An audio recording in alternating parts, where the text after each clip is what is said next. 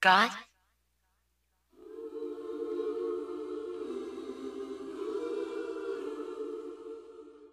One of our listeners who ends up being one of my favorite people over the course of this participates on Iron Playing Chariots. favorites now. I will play favorites. I don't deny it. You guys are my favorite radio co-hosts. But anyway, I am the host. I'll have you know. Sorry. I'm sorry, Jeff. Don't beat me. Anyway, this is a story about an experience her daughter had, and it's one of those kind of. Did she clear us to read this? Yes. Okay, good. Cool. I got a cool beans from her to read this because I think it's important, and there's some comments to make afterwards. All right. So this is her words and then her daughter's essay. I get a lot of questions from atheists and Christians about how I raise my children and how atheism impacts their childhood. Unbeknownst to me, before the winter break, my daughter had been asked to write a pop essay in her language arts class.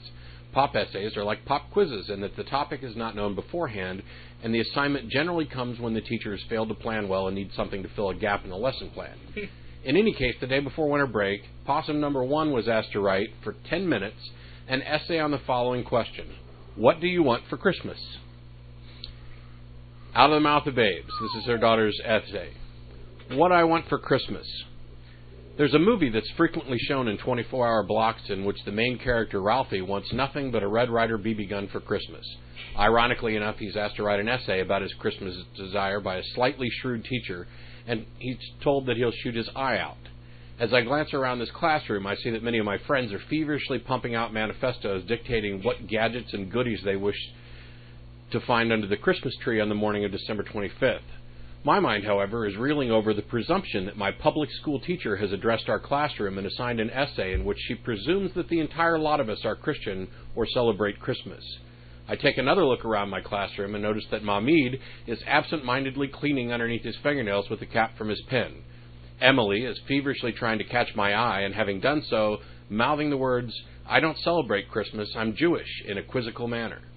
Jaden is doing what he normally does during such pop essays. He's looking out the window, probably wondering where his parents will get the money for January's rent, and feeling guilty for daring to think about a gift. He's pretty sensitive. I've never admitted it to any of my friends, but I think I must be an atheist. My mother's an atheist, and has always told me to find my own path to spiritual comfort.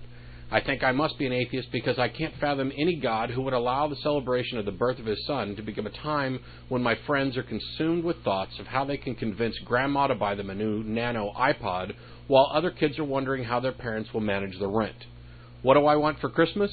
I want a less assuming teacher. I want a teacher who thinks past the standard what I want for Christmas assignment when she's aware that 3 out of 20 students probably don't celebrate Christmas. I want a world where my friends will be asked to write essays about how they might use their winter vacation to help other people. I want my mom to be healthy again. I want my grandmother to quit smoking. I want my grandfather to quit bugging her about it. But most of all, I want to not get an F on this assignment because you get angry with me for saying all the above. Merry Christmas, Mrs. X. Wow! Now, that's awesome. Wow! Did that Before girl we really dig write into that? this, I got to get to the conclusion. Oh, there's more. Her teacher gave her an A+.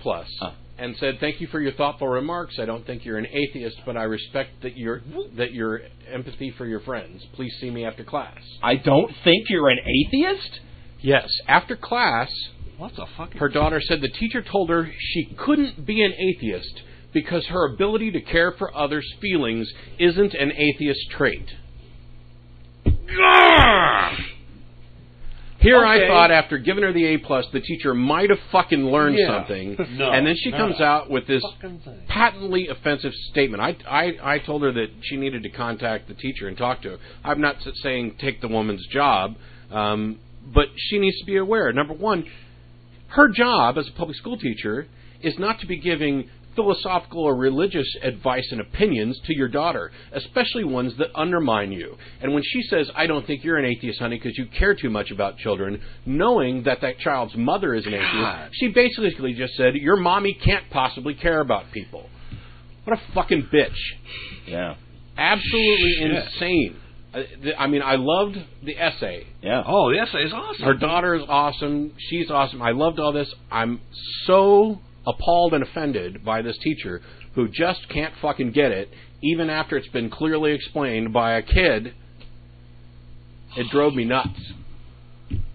I've Wow. been itching to vent on that for a couple days now. Jeez, yeah, I'm glad you did. What? Okay, how old is this kid?